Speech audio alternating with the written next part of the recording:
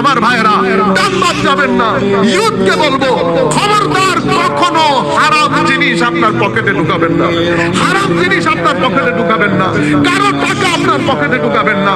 লাখ লোভ, লাখ লালসা থাকবে, দুনিয়া আপনাকে পুশ করবে সেদিকে যাওয়ার জন্য, শয়তান আপনাকে পুশ করবে নিয়ে নেওয়ার জন্য। কোরআন ডাক দিয়ে বলছে, ইন্না শাইতানা লাকুম আদুব ফাত্তাখিজুহু আদুবা। শয়তান তোমাদের আসল শত্রু, তাকে শত্রু মনে করো।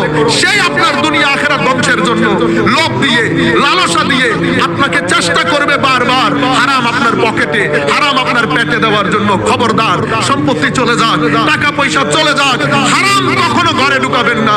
যেই দিন থেকে হারাম আপনি ঘরে ঢুকাবেন, সেই দিন আরেক দরজা দিয়ে আপনার সুখ, আপনার শান্তি, আপনার স্বাচ্ছন্দ্য, আপনার পরবর্তী প্রজন্মের সুখ স্বাচ্ছন্দ্য সব কিছু পরের দরজা দিয়ে বের হয়ে যাবে। 3 জেনারেশন উঠে বসে খেতে পারবেন না যদি আপনি লোভ করে, লালসা করে। আপনি বলবেন, হুজুর আমাদের দেশে অনেকেই করেন না।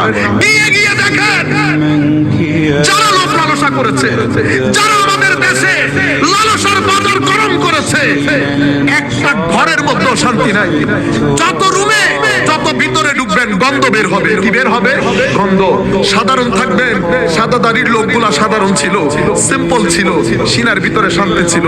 এক তরকারি দিয়ে, ভাত দিয়ে 7 দিন হাসাহাসি করেছে, কোনো অহংকার ছিল না, অসুবিধা ছিল না, সুখ ছিল, স্বাচ্ছন্দ্য ছিল।